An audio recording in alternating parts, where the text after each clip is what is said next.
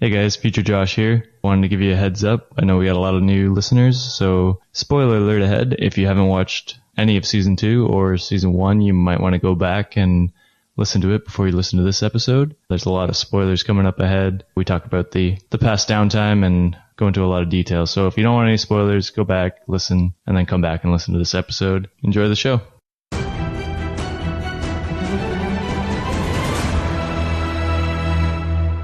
Ladies and gentlemen, welcome back to the Dicey D20. My name is Noah, Dungeon Master, and I am joined here by our players, Fievel, Mousentrouve. Black Mazur down. Was he black? No, I like he was the movie not. Black Hawk Down. Oh.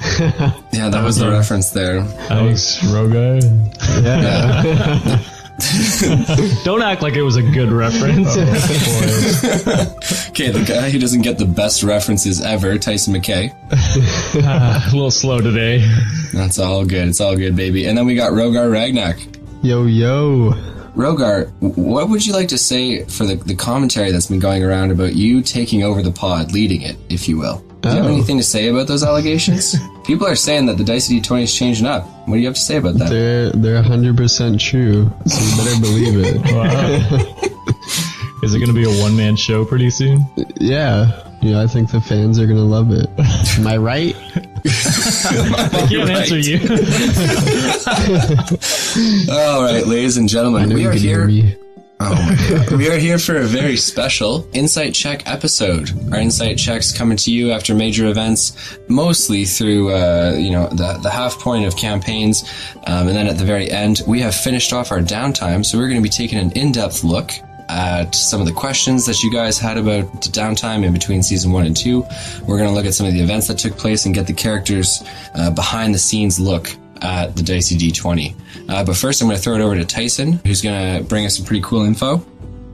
Yeah, guys, so we're sponsored this week, believe it or not. Wow. Whose dick did you suck? So many. Let's just say we could have had way more sponsors if I was any good. Practice makes perfect. Don't give up, boy. Brave is sponsoring this episode today. So Brave is a fast, secure, and safe internet browser that allows you to quickly and easily support your favorite creators. So you have some favorite creators, Fievel? Fievel loves Brave. Who wants those ads? Not Fievel. Buy those You're items real shameless. fast. You're without so getting spammed. shameless. You're such a sellout. Oh my God. So Brave is an internet browser that blocks ads and traffickers by default, so you browse faster and safer. But you as a user can go in and use their pinning feature to choose which creators you'd like to support. So if you always wanted to support us, you can do so by going to brave.com/DIC970 and download the Brave browser and try it out. Brave will be supporting the Dicey D20 with every download we get, so go to brave.com/DIC970 to download the browser. Thanks, Brave. Wow, would you look at that? You the best. Let's get into our character development. Tyson McKay, coming right at you, okay? How did you find your downtime, Tyson? Like, I don't know. I don't think we spoke about that on the pod yet. Holy, do I not remember my downtime? That was so long ago. Some would say 2 months ago. Wow. If you do the math. It's been a while since you've been in some gameplay for real. Yeah, a little boring. Some people complain that I talk too much during their downtime, but gotta do something to stay awake here, right? Well, I mean, so run us through that, though. I mean, so your downtime was more of an exploration of what it meant to be a... My sexuality. Yeah, what it meant to... Sorry, what is your character's orientation? Have you ever gone into that? He kind of just loves himself. Okay, yeah, Asexual. self-love. All right, no, that's fine. It's fine. You know, pretty disheartened by his dad's gone, so he can't really love again. I thought he was still alive. Oh, he's still alive? No, don't give him that hope. The rat folk in the mountain that have him hostage. Oh, my God. Mazur told me all about it. But this downtime was all about what it was to be a planeswalker, and you met a planeswalker, Vel, a green planeswalker, as a matter of fact. How did you find your downtime experience? Because have you done downtime before like that? No, I don't think we ever done downtime. Yeah. We did the prologues, which was, I guess, the closest we got to it. But no, it was interesting to kind of explore your character as a solo adventure. Yeah, for sure. Branch out and do your own kind of thing. Yeah, you don't really have to answer to anyone else, right? You kind of make the decisions that you feel are best. Usually don't answer to anyone anyway, so. Yeah, it's pretty obvious looking at this group that the only one who actually takes anyone else into consideration is Rogar, for sure. You're right. You're right. I came back to Seska, okay? We're going to get to you in a minute, Fievel. Probably And the you one got- who had the most character development was Fievel. Yeah. I don't know. I don't even know if there was confused. any development there. But would you say, like, so your character's got, a pretty cool magical item now. He's leveled up a little bit. How do you feel about the experience that Tyson McKay has gained? Feel pretty good about that, or? It's not bad. I wish Vel had been. Well, I mean, it wouldn't have made sense to the quest, but I wish he'd been full health and like been able to teach me some stuff before I left. But I mean, there's always future quests for that. But no, it was kind of cool to be able to go to that realm and planeswalk around a bit, go to the Nine Hells, go to Limbo. What was it? Limbo, and then I went to somewhere else. Astral Plane. Astral Plane. That's where it was. Yeah. So I was I think that was pretty cool. I mean, it expands your little universe, right? Your bubble, right? It makes it a lot bigger, and you've got a lot on your horizon. You're not really bound to the material plane like these other guys are. I could planeswalk. Yeah. no. Bro, I can cast, man. You guys cannot. Man. Dual class. If I triple imbued Jack Bauer with jump, we'll jump into another realm with no fall damage this time.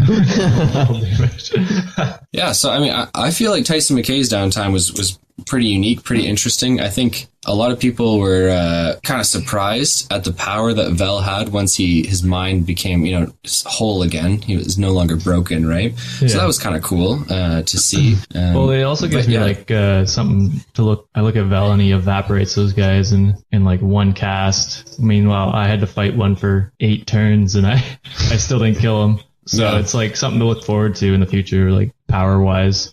Yeah, for sure. I mean, that's kind of the thing with D&D, right? Casters, I feel like, start out at a significant disadvantage to melee, just because their health's lower, they have less AC typically, and they got to keep that range up, right? Whereas a lot of your entry-level monsters or enemies are going to be up close and personal, and so you kind of have to outthink them. But then as the caster grows, right, as soon as they're into their 8th, 9th, 10th levels, they start to become like super, super powerful in their own right. You know what I mean? So that is something cool to look forward to for sure.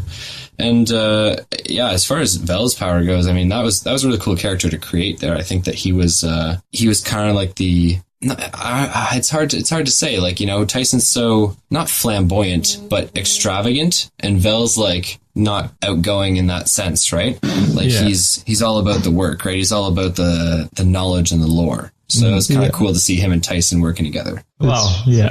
It's pretty much like Josh being Harry Potter and Vel being Dumbledore. You think so? I know what you're saying. Dumbledore was able to jump, and I guess both my Harry parents were dead. True. On that note, because I don't want to talk about Tyson's parents anymore, we're going to move on to Rogar Ragnak. Rogar, your downtime was all about exploring the Knights of the New Moon and joining that faction. How was that journey for you? Because you kind of took to it like a fish to water, I feel like. I mean, you got in there, you immediately kind of got the vibe that was going on. You swam around a little. You didn't really make any enemies aside from Groban, the half-orc. Yeah, and I really don't hold that against you. But You you made some friends with the guards. Yeah. I don't know if I'd say friends. No, Yeah. definitely not. I hate you the were- guards. Yeah, no, definitely. You revealed secrets Yeah. that the other guard didn't even know about, Sleeping with his wife, like I Yeah. could care less about that. Oh, that's huge. We build this world for you to explore, and you just shit on it. Now you got gossip and rivalry, so if someone's like, hey, you got some gossip, be like, well, Yeah, when you go on your those date two. with the bread lady, yeah. you'd be like, hey, Yeah, guess don't- what? I Let's kind of not focus on the bread lady too much. We're definitely coming full circle to her at the end of the episode. For sure. But yeah, so I mean, so how did you find because your downtime left you quite literally down, like you were down and out there for a little bit. Yeah, it was. I enjoyed the downtime. Like being part of a guild is pretty cool. You get your own little kind of army. I think not like Is that how you see a it? big army, but like you're part of a guild, not just like a group now. So you actually have other people to talk to, and Back the you quests are quests are endless right now. Well, not right now, but later on. Yeah, what happened? What about us? We're just going to forget about us? Yeah, Jack Bauer listens to me for hours. I'm sure he'd do the same for you. One thing that I think was pretty cool from your downtime was just just how I love it when characters enter unfamiliar situations. So I mean, you're in this mansion with this really rich dude who's like, I'm in love with this woman, she's not a succubus, and you're just like, sorry dude, she's a succubus. And then he's like, no, you're full of shit, and then you knock him out, and then there's this whole fight going on. I think one of my favorite moments is obviously Peepers on the staircase, because he comes down and he's like, there won't be any whores in this house. That's not at all what he said. I think the most stressful part. Sorry, what did he say? He said get off her. Yeah, he said get off of you, get off of you, whore. Yeah. Okay, well, just fucking let's edit it out and have me say the right thing. I don't know. Let's not. These are the mistakes he makes on a daily, and I want everyone to know it. No, don't do it, man. Look, I say a lot of shit. It's hard to keep track, man. It's hard to keep track. But yeah, I think the most stressful part of the downtime was definitely last minute decisions, like knocking him out or trying to fight the succubus and confront her. Yeah, I say most decisions were hard for you. Yeah, they were. And trying to convince the homeless people to join me to fight her, it was a tough crowd. Yeah, that was a very tough crowd for sure. Your rolls weren't very good, I don't think. No, they weren't. I almost did kill her, didn't I? Solo wise. You were very close. Oh. You were very close. Yeah. Damn it. I mean, a couple of rolls had gone your way, a couple hadn't gone her way, right? And you would have come out on top for sure. I have a question though. So your weakness is women, right? Yeah. Why didn't Rogar try to seduce the succubus? Because she's evil. Well, let's. Oh, come on. She wanted to seduce him first, and that's what Rogar hates the most. Yeah. I don't think she did. What do you mean? That's what Rogar. She didn't try and seduce him. No. Her plan was very much different than that. She was fairly confident that she could beat him, and I mean, she did. So she didn't really need to rely on those powers. If Rogar had rolled high enough charisma, would he have gotten in bed with her? Yeah, I guess anything's possible within that 20. Beating him another way, am I right? Yeah, Sebastian would have been pissed. First, he'd be crying about that, and then after Rogar sleeps with this girl, he'd go outside and be like, what happened to my gate? Yeah, did he find out about the gate? Well, I mean, you don't know that, but I mean, you'd imagine that when he woke up, took a stroll around the grounds, he would find out that his gate would be destroyed. My cattle. My cattle. This is front lawn. It's not a farm, you fucking idiot. But another thing I didn't really get in downtime was Josh got his wand, but I didn't really get the chance to take a look at armor sets and weapons there. Yeah, for sure. So that is something that's going to be, and I think we've spoken about that a little bit, up and coming in season 2 is going to be a pretty cool, and the world really does open up the more you level, right? I mean, magical weapons and stuff like that aren't really available to low level players. So we're going to get into some pretty cool gameplay for sure. Ooh. I think we're coming to the most recent downtime, and certainly the one that's posed, or raised, I should say, a lot of questions from the community, is Fievel. Fievel, just for the fans, right? Let us know right now, good or evil, what are you? Yeah, the silence. Did I leave that silence in? I feel like Fievel was leaning more towards good at the end there. He was kind of neutral in between. You want a taste of both sides, but as soon as Mazer was like, yo, kill your awesome toad, Fievel wasn't about that, He would rather kill his own mother before he'd kill Jack Bauer. Fievel is good when it benefits him or Jack Bauer. I feel that is what it is. He's also evil when it benefits him or Jack Bauer. Mm-hmm. Yeah, I feel as though good and evil aren't really concepts that Fievel really either understands or cares about. I feel like he just does what he thinks will lead to survival. I'm a mouse. What do you want from me? He has a short attention span. Yeah, for sure. Well, that's something that I think one of the guys, one of my buddies here who listens to the pod said, is he was just like, look, dude, I mean, it's a cool storyline. As far as good and evil goes, I just think he actually doesn't know the difference between the two, or he just doesn't care. He was like, it just seems like, I'm going to kill you. Okay, I'll join you. Kill your toad. Okay, I'm not about this. I'm leaving this right away. Whoa. Let's not get ahead of ourselves here. So yeah, would you say that that's accurate, or do you just feel like Fievel will just always save his skin above all else? Yeah, I feel like it's kind of like what Josh mentioned. It's just whatever benefits Fievel and his beast in like the given time, that's kind of like where he leans on. I don't think he has like a set, I guess, moral compass. Yeah, exactly. Like I'm never like, oh, I'm just gonna do great things, or I'm just gonna murder babies the rest of my life. You know, like he's just, No, that's only a Rogar. yeah. I didn't kill them. So yeah, no, just kind of like split in the middle. It's just, I don't know, I'm still trying to figure out Fievel, you know, even though I have like full control of that. I'm just kind of like letting it go, and we'll see what happens. This is his own psyche we're talking about here. No, but super interesting stuff. I think it's going to be fun to see your character develop in season 2 as well. All right, so let's move on to some story development here. We'll begin with Tyson. Tyson, in terms of story development, how do you feel like your injury is gonna play into season 2? Oh yeah, because you don't really have a lot of experience. I mean, not experience. You don't really have a lot of knowledge about what's going on there. Yeah. I mean, I don't want to spoil too much about what I'm going to do, but I'm pretty much going to run to the nearest hospital. Okay, so that is what you're gonna do. Yeah, a scale rod expert. I got you. Got scale rod. But no, I haven't, because I mean, outside of the pod, I don't try and spoil it for myself, so I haven't gone and looked up like what it could be or anything like that. Right. Do you have any ideas off the cuff about what it could be? I think it could be some sort of long-term poison effect, maybe. Diabetes. Or diabetes. I don't know. We'll see what Tyson does. It's an injury. I'm going to deal with it. Just spread it and give it to as many people and take it down with you. God. That's Get rid a of the crime. homeless problem in Ryberry. That's a crime. I'm just going to start biting homeless people and seeing if it transfers. Oh God, there's a zombie problem now.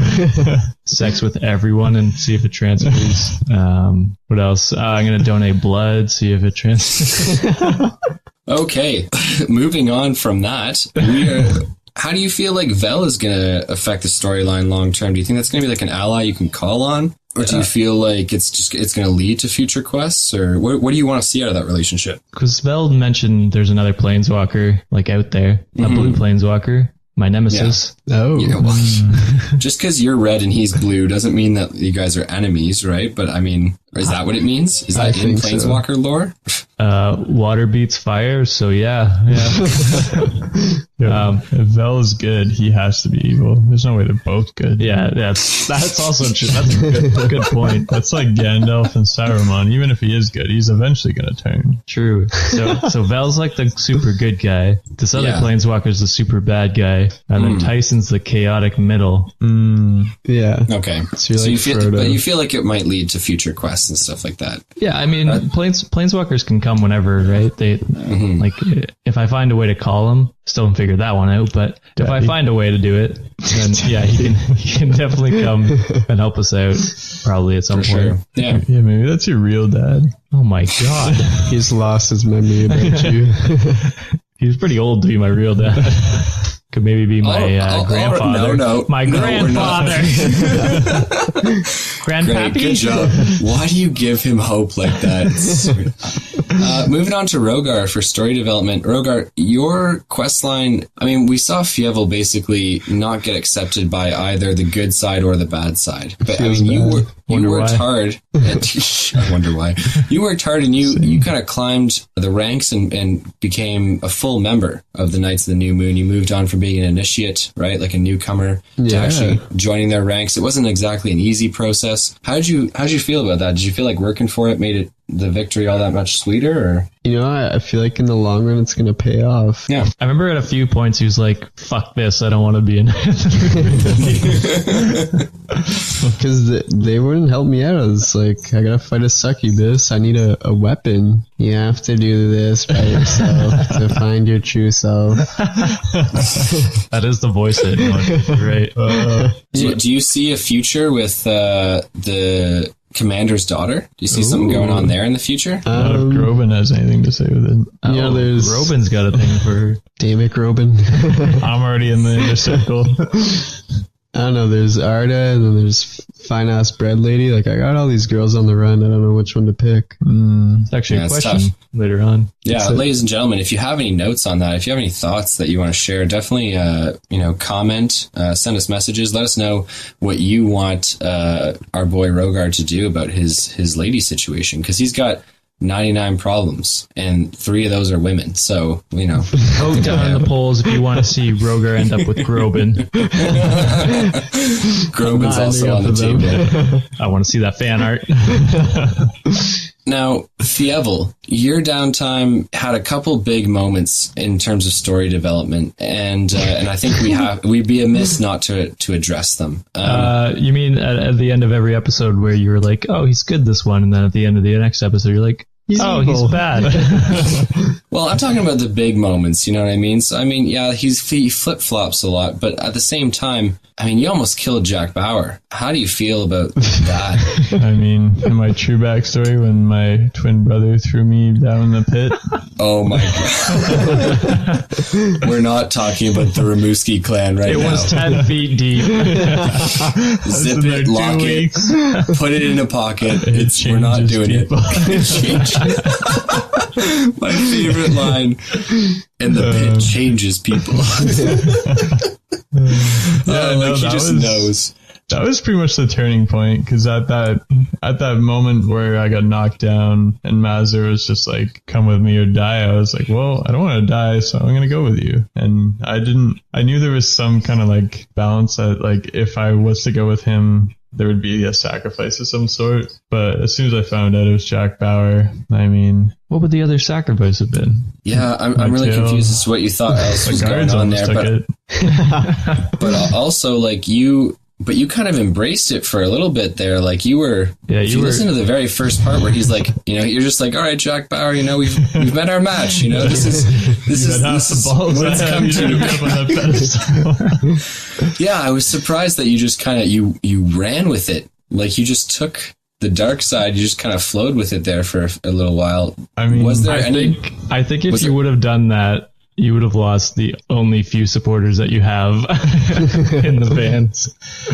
I don't know. Was there any risk of you actually doing it? Yeah. I mean, there was all this talk of getting a new, more powerful beast. And, not that Jack Bauer sucks, but, like, there's always better beasts out there, For sure, yeah. Exactly. So in my head, I was like, would it be the worst thing? But then when it was time to actually do it, I was like, I can't fucking do it. My brittle little heart can't take this. So then I said, you know what? You said there's always options. When there's a wall, there's 99 ways to break it down. So planned an escape. We got out. Thanks to Siska. Let's break that one down. That wall down, I should say. Yeah. There was a little bit of a mishap with communication, understanding the rules of D&D. I realized it's so funny. Like, you play for so many years and you feel like you got everything figured out in terms of mechanics, right? Like, I think that in terms of mechanics, I'm typically pretty good. And then you realize that you've been doing something wrong since day one. Ladies and gentlemen, I realized I've been doing something wrong since day one. I've always been treating bonus action dashes as though it's like your movement speed plus like doubled, and that's just not the case. And so, Fievel Mousentrouve got free. We're not going to spend too much time focusing on that aspect. No. I don't think, right? Let's all just appreciate Planeswalker Tyson being right. No, you were super right, man. Like, wow. I'm with you. You know Thanks, what I mean? Man. You gotta learn these things, Can we go back and kill Fievel then? No, we're not gonna do that. I mean, I'm not too concerned about that, because in terms of how everything played out, I think everyone will agree that that's probably not the best way it could have turned out. I mean, he could have actually become evil or actually become good, but I think it was a storyline that was interesting. It was unique for sure, right? It was some pretty funny content when it was going down. It was something all right. It was something all right. There was a big moment turn that may have been missed at the end of the last episode. Fievel Mousentrouve called us friends. Yeah, he did. Yeah. But only Seska knows that. And you're going to kill him, so. Yeah, I'll be back for him later. We don't even know his real name yet, so. Yeah, it's Baxter. You think you know. Hey, it's the mouse, the Baxter, yeah. Fievel, how do you feel about your enemies in this downtime? You know, you had some bad guys that you're up against, but these bad guys had a couple bad rolls. Like, you know, do you feel like that took away from the scariness or the intimidation of Master, or no? Yeah, I was ready for that final battle. You know, I was going to show Seska that I'm not just some piece of shit mouse, that I can do this. And then after it was like a one sequence battle, I was kind of like blown away. Yeah. But yeah, definitely not how I imagined it going, for sure. I thought there was going to be a lot more struggle, a lot more back and forth. Because he's a pretty cool, like it was just so funny how it KO'd him perfectly. You know exactly. I mean? You did 19 damage on your first one, 21 on the second, for 40 on your turn. He rolls a 1 on Blight. I'm not going to have him miss again, so it backfires, does exactly 44 damage, which brought and killed him. And I was like, oh my gosh, like there's no fucking way, right? Like I was pissed. So, but do you feel like it was anticlimactic? Or do you feel like, awesome villain, you know, especially because like you've mentioned before, like the rat folk and the mice folk aren't so different. So I remember when he like picked me up and he was telling me about Seska, and he's like, you know, like, you really did some bad stuff to me. And I was like, I feel you there, man. Like there was a link, there was a bond. Maybe that's why I went with him. You know, I just felt bad. I'm like, this stupid piece of shit rat has had it rough. You know what? Maybe a brother, you know? Yeah, I mean, he's a homicidal maniac, or was at least. But yeah, I know. I'm glad that you empathize with his position. Yeah, Sesko definitely treated him poorly. Moving on, ladies and gentlemen, we are on to questions and comments section of the Insight Check episode, so buckle up. It's about to get super interesting. We have our first question here from Shane. He is saying, well, question/comment, I would say. I think Tyson should have used Vel's Greater Restoration Scroll on himself, taken the robe and wand, and planeswalked out of there. So no real question there, Shane. So thanks a lot for driving the conversation that would have been hilarious. Then I would have got the cloak too. Yeah, the robe of the eyes. Yeah, what does that do? Robe of the Eyes is really cool. The mechanic on that is essentially that you have dark vision up to 60 feet. You also have blind sight up to a certain distance. And then you can see in all directions, so you can't ever be snuck up on. And I think your initiative roll increases as well. Go back. Let's go back.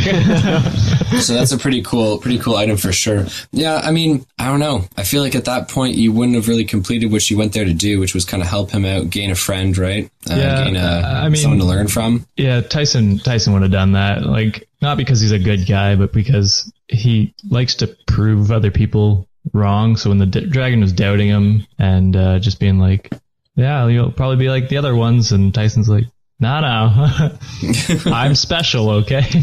Yeah, for sure.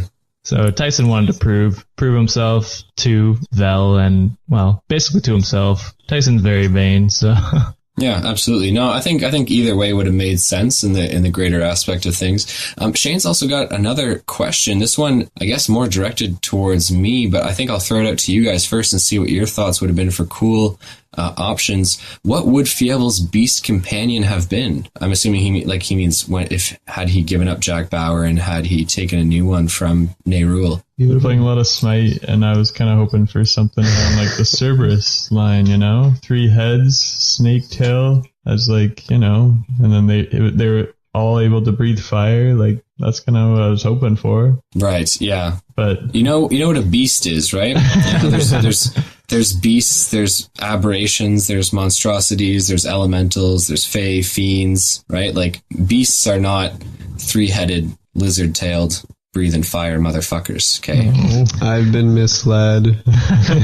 Well, no, it's a good question, though. I think that one of the really cool things about, and I mean, anyone who kind of delves into this deeper would see that Masser, the enhanced rat folks beast, was an Ankeg, and those are monstrosities. Those aren't beasts. So I kind of homebrewed it up and decided to kind of go with a darker theme for Nerul's followers. Some options on the table, for sure, were giant boar, so that Fievel could ride a boar into combat.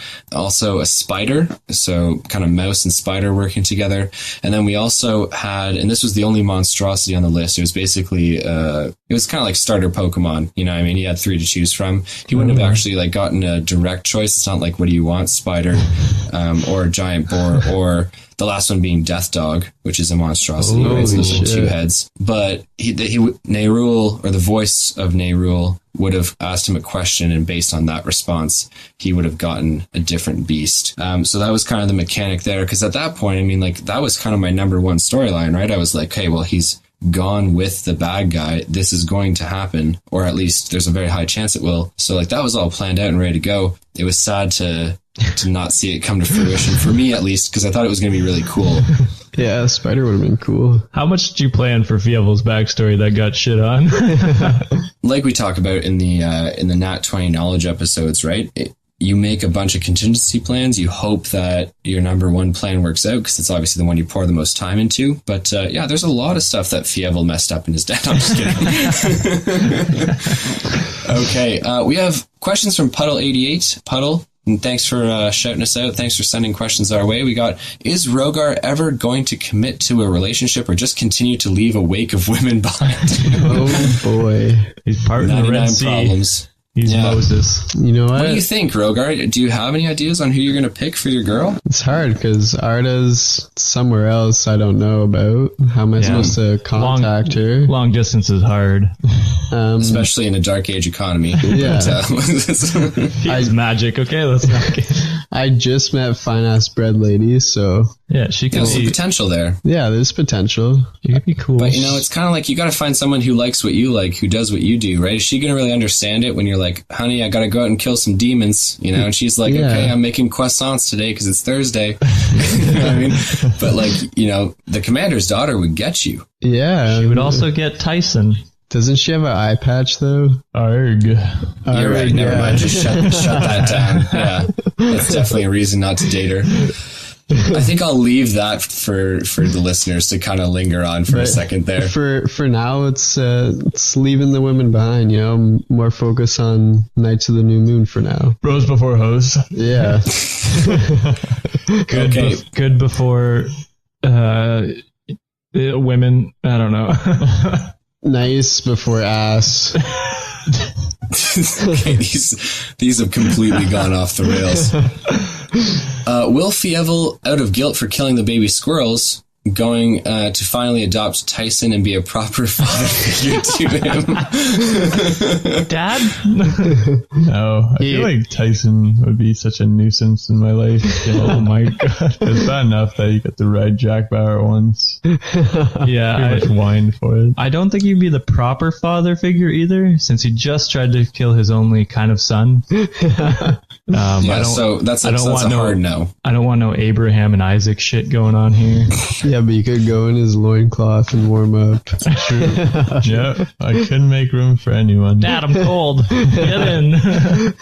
Dive in head first, son. Head first. Yeah, and then Puddle, I mean, I guess this last question no longer has to be asked, but Puddle did ask if he does, you know, adopt him, will Tyson still call for his dad or call everyone his dad? I don't think I call everyone my dad, but I do. I like the reference. I think it's funny, so I'm going to keep doing it. I don't care if anyone else gets tired of it. That's where I'm at right now. Isn't Oren your dad, too?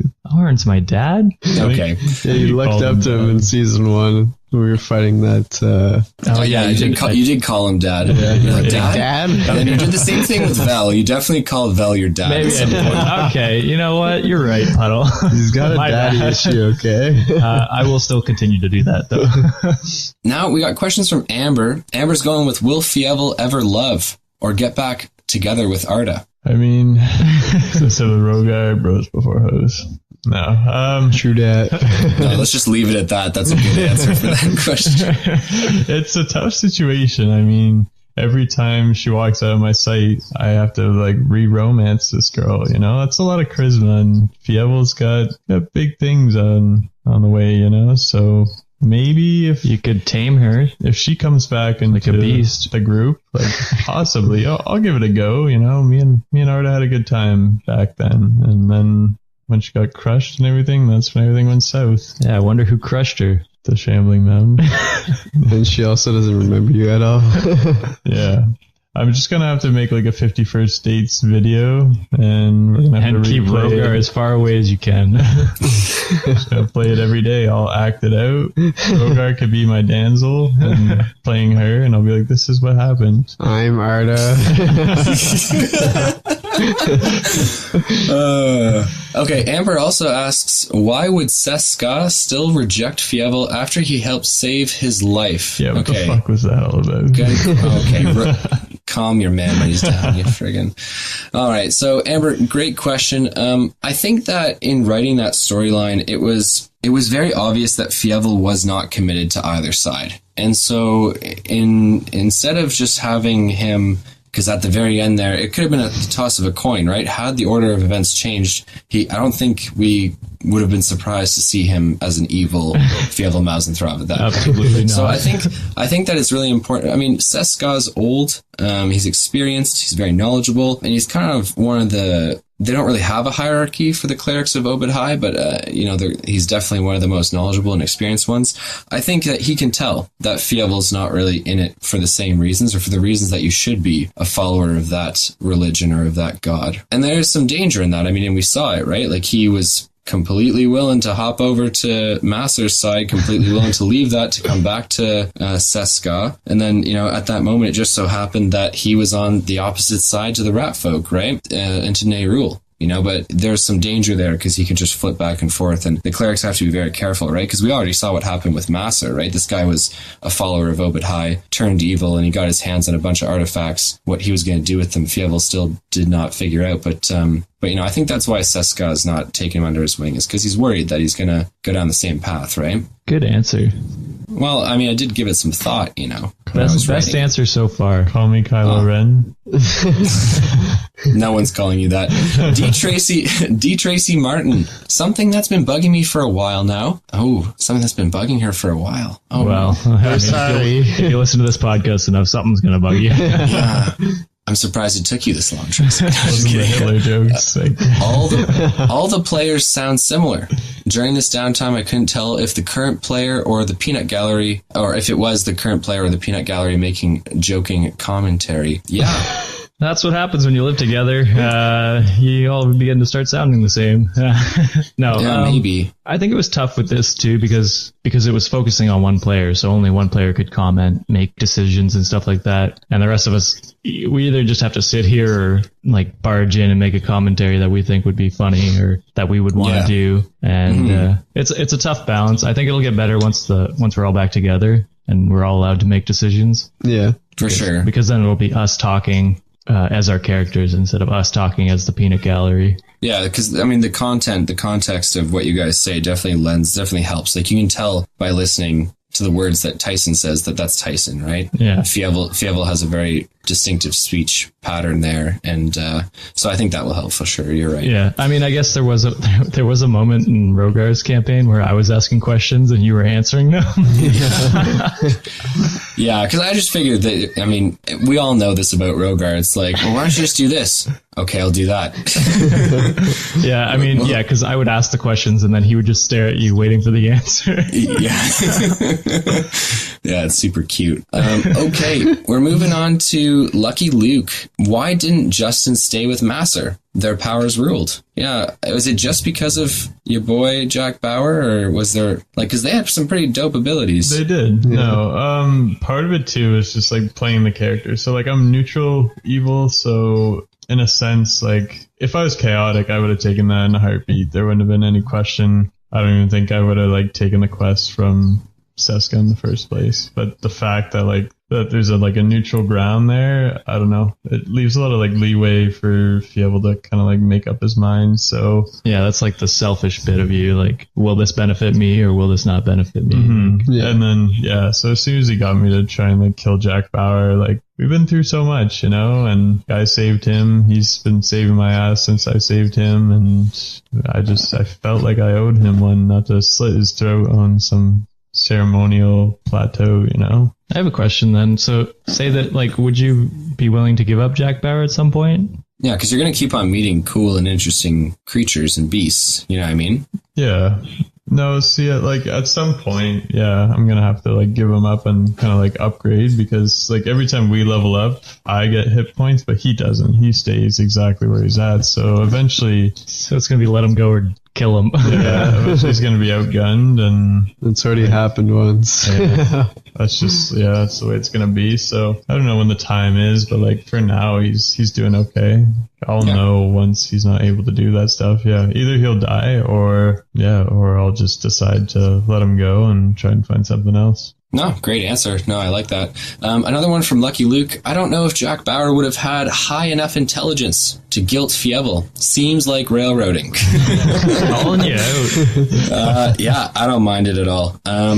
No, I think it's a good question because it's something that I definitely thought about while writing Fievel's Downtime. I was like, okay, so, as a DM, you kind of have to look at all the different possibilities and opportunities, like what could happen, right? So, my brain's like, okay, so Fievel is going to be potentially joining Master, and if he potentially joins him, that means he's going to have to, do this sacrifice. And so if he, does that sacrifice, what's that interaction going to look like for Fievel, and how is that going to translate to the listeners, right? Because if there's no real commentary or dialogue on it, then I feel as though it wouldn't have come across as such an important and pivotal moment, right? D&D's special because it feels real, right? So you put in all this context, and it's all about the description, and then in doing so, it becomes an important decision, right? If I was just like, yeah, so do you kill him or not, and then Fievel could be like, I like Jack, but this kind of gave that scene a lot more emotion. I don't think that he has intelligence. And so I would say that it's more like they have a telepathic bond, right? And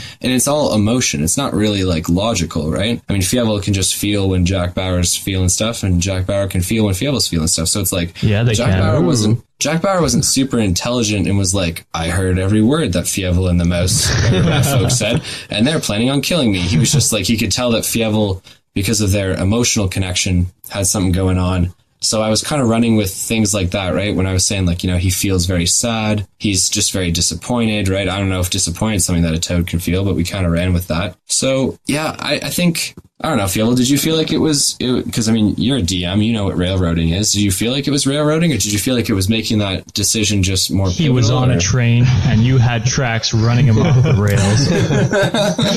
No, I completely agree. It wasn't in the sense of like, yeah, he didn't know what I was talking about with him, but like what I felt, he has that connection to know like what was going on. So like in my head when I was like, maybe I'll just kill him, he understood that. Not in the sense of what I was saying, but like thought process, even though it's not very like super complex. Like an animal knows when it's going to be killed, right? Does it? Yeah.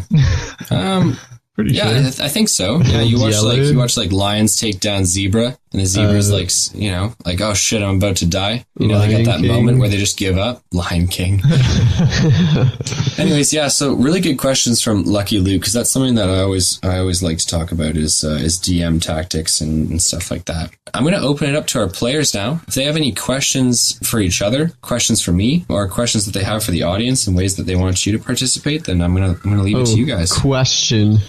Since Peepers helped me out, what would have happened if all of them said no and turned me down? If everyone at the Knights of the New Moon had turned you down, then you would not have become a member. Or they would have, and it's not like, okay, you're not a member, so get the fuck out. It would have been like, this task was good, but didn't warrant you joining our ranks, so try again. Oh, so it's not a one attempt kind of deal? No. Had he shown cowardice, right? Or... So Tyson McKay can apply, is what you're saying. Yeah, I mean, they do accept mages, but it's not really their go-to. No, so I'm a wizard.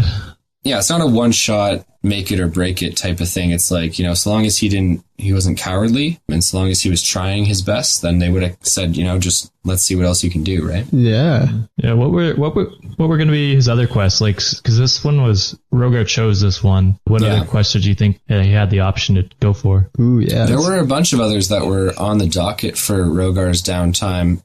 Off the top of my head, there was an infestation of a certain type of creature in one of the hamlets or the towns outside of Ryberry. Rats. There was also not a legend, but more of a happening that was also occurring outside of Ryberry as well in a small community. So oftentimes what the Knights of the New Moon are doing is, people come to them, they're like, we have 100 gold between everyone here at the town that we're all pooling together. We're hearing like shrieks in the middle of the night in the barn and we think it's a ghost. Like, what can you do for us, right? They're kind of like witch hunters in that sense. It's a ghost, run. It's a ghost, I'll take my 100 gold now. So yeah, I think there was a lot of different stuff going on, all within the monstrosity, aberration, fiend kind of ideal there. But yeah, it would have been really cool to see wherever he went with it. He was pretty dead set on the homeless problem. So, that was the one that was definitely the most fleshed out of all the different plans. But just because I knew that he would probably choose that one. That and the witch. That and the hag, I should say. Yeah, Granny Addie was my second option. Yeah, that one was also fairly well planned out as well. I do have one question that's it's more of a meta kind of question, because we played characters in this downtime, but now we're going back into like the main quest where we're going to play ourselves. Are you going to pick up those players and play them how we played them? Or are you going to completely change their characters? You know what? No, I like to hear our fans' comments on that, because it's not really something that I've ever done before, right? I never really have players roleplay NPCs, but I think it turned out to be super cool and funny. And so long as it doesn't become too complicated with like Tyson McKay walking up to a guard alone and talking to the guard that he was, I feel like that would be a little broken, right? Hey, but other than that, I think it's fine. I'm Tyson. Who are you? I'm a guard. My wife's getting banged. Oh my gosh! Give me my sympathies. Okay. Yeah, I think I'm happy to continue with that. I think it's gonna be cool. Momo, I'm sad that I didn't get to play an NPC. Did you not? Yeah, you did. Yeah. Who did I play? You were the guard that denied me at the gate. You sick. Oh yeah. Yeah. Remember now? Yeah, I do. Yeah. Never mind. Yeah. What would have happened if Fievel got allowed in the gates? It kind of depends. That changed the whole thing, eh? Yeah, it really did. Yeah. I mean, this shouldn't really be a surprise to him, because like people don't bring horses into the city. They leave them at the stables outside. What are you talking about? And so, I think that had he somehow miraculously talked his way in with the toad, yeah, it would have been super weird, because Jack Bauer probably can't fit down many of the streets. Like, I mean, I think I know he can't fit down many of the streets. It just wouldn't work, right? So we have a new problem. Kill that beast. And then your downtime and his downtime would have been just fighting each other. Yeah, it would have been like a revamp of Gangs of New York. Gangs of Ryberry. Yeah. Any other questions that you guys have? Okay, I got at least two more. All right, cool. Because I think about this a lot. Okay, it's a lot of what I do.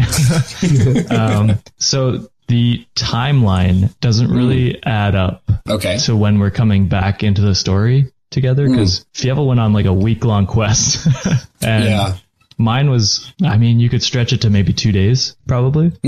Yours was... Every time you planeswalk, it skips ahead a week. That's not... It's not a year. No. That's not a thing.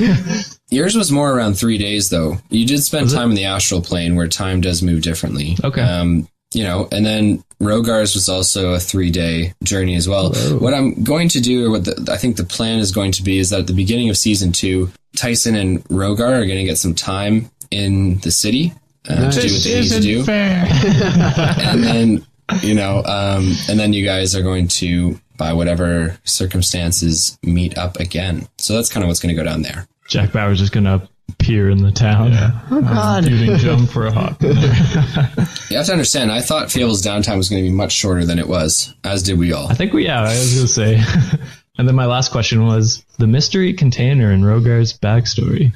What is the mystery box. Yeah, what's in the box? It's more homeless people. It's more. It had to be something pretty special, eh? Yeah, a lot of my friends have asked that same question. They're like, "What's in the box, dude?" Okay, don't lie. It's fairly special. The thing is, what I wanted to do there was, I mean, that was part of the storyline that was etched out, that was written out. It was good to go, and then he just never really investigated anything further as to why she was doing what she was doing. Wow. So because he didn't even investigate it, I wasn't going to just throw it at him and say this is what happened, right? I think you kind of have to work for it, right? But I did. That wasn't enough for me. I wanted him to know that there was more that he could have done. So that later on, maybe he explores more. Yeah, I think that players interacting with, I mean, you create a whole world, right? I want you to interact with as much of it as you want. When he beat the succubus and then just said, all right, cool, we're going home now. It's like, okay, but why was she, like, I mean, some things just do what they do because it's what they do, right? Like a werewolf who's out of control just bites people because that's just what they do. There's no real mystery there. But a succubus is smart and they got plans and they scheme, right? So like, there's a reason why she's doing what she's doing. So the mystery box, not telling you what's in it, just telling you that it's pretty fucking cool in terms of the lore there, and there's definitely more. Will it play a piece in season 2? You know what, man? Not letting out any deets on season 2 yet. Please? Do you guys have anything you want to see in season 2? Any cool themes? Any overarching ideas? Any combat scenarios? I would love to hear what the fans would like to see in season 2, and I'd also like to hear what you guys want to see in season 2. So, definitely chat about it. My dad. Bitches and more taverns. Yeah.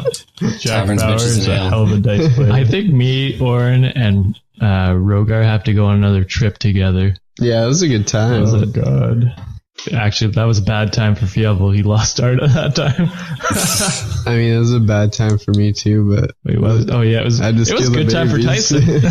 I have money now. We haven't talked about this yet. I have money. Tyson's not poor anymore. He has 51. Yeah, you got 50 gold? 51 because I stole that one off that drunk guy in the tavern. Remember? Nice, yeah. 51 gold, man. Don't spend it all in one place.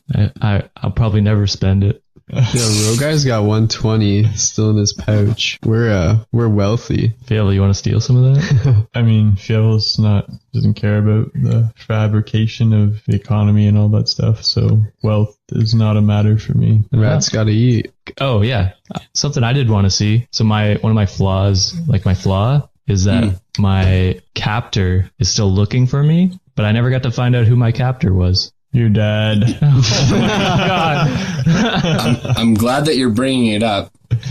I'm not going to say anything about it because it has to do with things that we're not going to talk about yet. Oh. He said, But yeah. He said, bring things up, and then he just shuts me down. Okay, I'm not shutting you down. I don't mean to do that. Yeah, you're right. That is what your backstory says, and there's a substantial chance that is incorporated into season 2. Just Will Fievel's evil brother be in season 2? no. Ryav Ramuski is not going to be in season 2. That's too bad. I don't even know whether I want Fievel Ramuski to be in season 2. It's Fievel Mousentrouve. It's not even Ramuski. Ramuski's the tribe name. Jeez, naughty, listen to me. Oh my gosh. Do you listen to me is the real question. Will Luth be part of season 2? Oh yeah. I hope so. Good question. That's not decided. It all depends on the quest line, right? And so if he doesn't really have a role to play, he doesn't have a role to play. He's also still recovering slightly, so it's only been a couple days for him. So we'll see. We'll see about Luth. Honestly, I'm tired of having Josh be upset during episodes. I'd rather he be in a good frame of mind, and if that means Luth's not there, it means Luth's not there. So Damn it. Yes, do everything for Tyson. Tyson builds the story. Ladies and gentlemen, thank you so much for listening to the Dicey D20. It was our pleasure talking about season 2, coming stuff with you guys. A pleasure talking about the downtime that we just went through. So I just wanted to give a big shout out to you guys. Thanks so much for the support. Yeah, it's always been a pleasure. Tons of new subscribers. Yeah, let's shout those guys out, man. They're awesome. We appreciate our old subscribers too. Yeah, you guys are the ones that started it. Yeah, they did. They stuck with us, and welcome to the new subscribers. Yeah, no, I think that's what's really cool is that the Dicey D20 pod is growing. We got more content coming to you guys. We got more followers, more listeners who are going to be asking us cool questions, being a part of that community. So it's really cool to see for us, at least, having started the Dicey D20 and just seeing it kind of grow is awesome. Ladies and gentlemen, we have some super cool content coming to our Patreon subscribers next week. We have our fabled Coliseum match where all of our players show down in an arena of their choosing. supporting. So if you haven't already supported us on Patreon, definitely do so to get access to that really cool content. It's going to be super funny, as player v player always is in D&D. Tensions are high. Emotions are deep there, especially with this group that we got. I hate you. I'll kill everyone.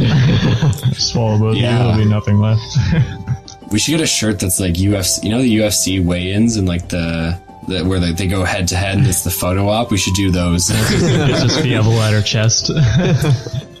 Definitely give us a comment though, guys. Who do you think is going to take the cake, and what kind of arena do you think that these guys should duke it out in? Do you think it should be like a Roman Coliseum? Do you think it should be an open grassland? The swamp has been brought up. What do you like? The inside of a castle? Like, what kind of scenario do you want to see them Underwater? all? Small ways where Jack Bauer cannot fit. I love Fievel's underwater. Somewhere where Tyson's fire can't get me. Rogar's armor will make him drown. Yeah, so that's some super cool stuff that's coming up for you guys. Well, yeah, thanks for tuning in. If you want to find out more about us or just tune in to our daily stuff, you can follow us on Facebook or Twitter. We try and post some dank memes on there for all you lovely folk. Riddled with spelling errors and mistakes. Yep. Foolproof. Not Sorry, guys, we have a francophone fuck trying to run the social media. It's all ridiculous. You know, it gets me through my day. Anyway, yeah, so follow us on social media. If you want to buy some of our, those are called merchandise, we have like coffee mugs, t-shirts, sweaters, freaking phone cases, pillows, you name it. Dildo you can covers. Get it. Dildo covers? Is that what you said? Yep. You get a dildo-shaped Fievel. You have no idea what dildos are about, eh? Okay. You'll move your whiskers. I don't even know what that means. That's but anyway, why our merch isn't selling. If you want to support us and you love what we do, we're always expanding, and with that financial help, that actually helps us get new equipment and just kind of like make our episodes sound better and give us a little, who doesn't like a little Yeah, we also did. We also just did a behind the scenes episode of the last episode. No, it was episode 10 of the Downtime. We had Shane, our good friend of the show, come in and record us and put together a short film for the Patreon subscribers. So if you want to check that out, you guys can subscribe. Yeah, it's like 5 honest Abes. That's all it is. Is that what's on their one? I don't know. Shout out to Dice, Nerds, and Nagas. Their main platforms on YouTube. I listen to it myself. Very funny stuff. I don't want to spoil any of the plot or anything like that, but definitely worth checking out if you're caught up on ours and you're kind of looking for another D&D podcast. Yeah, they've been following us the whole ride here. It's awesome to see the support in the community. So thanks a lot, guys. Ladies and gentlemen, from all of us here at the Dicey D20, whether it was morning, evening, noon, or night, we were happy to bring you some pretty cool content, and we look forward to seeing you guys next time. Take care. It's currently night here. Yeah. It's only night of the new moon.